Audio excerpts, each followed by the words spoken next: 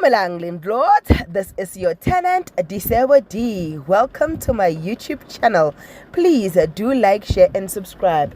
And if you have anything to say, anything at all, please do drop a comment. I would really like to hear from you. Lindlords, we are back with Umkhokha the Curse.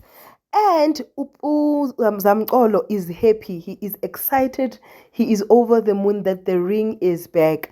Like, they are happy with it, the money is back, but over and above, the ring is back. So he had a prayer nomkhandlo where they were praying to Mvelase and thanking him for bringing more, especially the ring back. The ring was cleansed, hoping ukuthi manje izofakwa. And now I'm asking myself, guys, ne? Uyabona ngisho ku the new episode, they are showing both Spamandla and Khulekani. Will the ring not go to Khulekani and Mvelase get to Khulekani one way or the other? I don't know how, because Khulekani's journey in Christianity is growing. But I think ukuthi something man is going to happen. When we bona kanjani?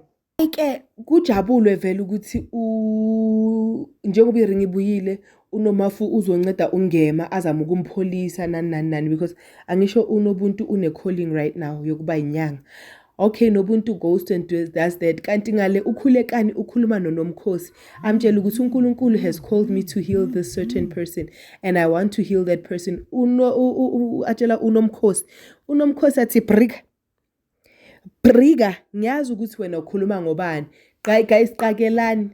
Wajump iprotocol, wahamba uKhulekani wayokhuleka njengegama lakhe. Buza Mathambo hlanganani.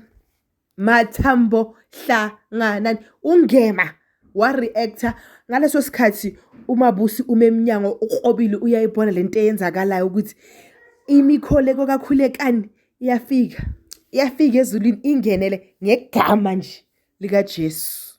Guys, umuntu kaKhulekani ngegama lika Jesu azange ahambe kuphela, ukhulumile.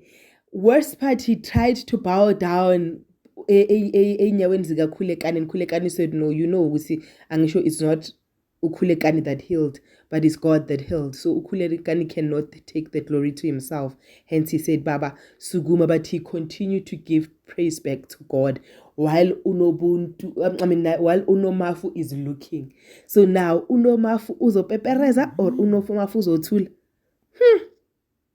Siyeni kwabanye. Ubuntu angas she's like literally thinking what she's dreaming, and it's a nightmare because Umenga is gone, the company is gone, everybody has gone AWOL. She's receiving calls left, right and center. Usbahle wants to know where the money is. She doesn't know what is what. Like, it's pity. Unobuntu uzfagile ku wishi wash, and then right now imxagile, all in the name of I love you baby. Abona usibahle ukuthi ama-answer akusinto ayitholayo kuNobuntu efonini, ayenzeni atshele uma wakhe iqiniso ukuthi u20 imali lasethempeleni njani. Kube hi ngisathi ngimangalele lokho Nobuntu kolibadimbi yanomba motsene. Hayi zimdumela ngisho Nobuntu noSibahle siyamdumela. Usibahle simdumela ukuthini? Usibahle udinga ukuthi manje imali yofakwa ebank uyayidinga ubabakhe. Hayi mama khazama ukuyicover kube into enjalo. All right, sharp.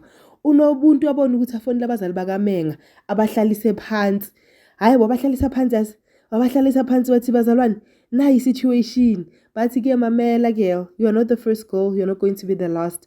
Dala skema abantombazana dala yenza lezi zinto azenzayo. And when he disappears, he really makes sure that he disappears. Yo, ayinkinga shem guys. This is your girl Disebo D. Make sure you are here on Monday and let's digest this thing together. I love you. Peace. Bye.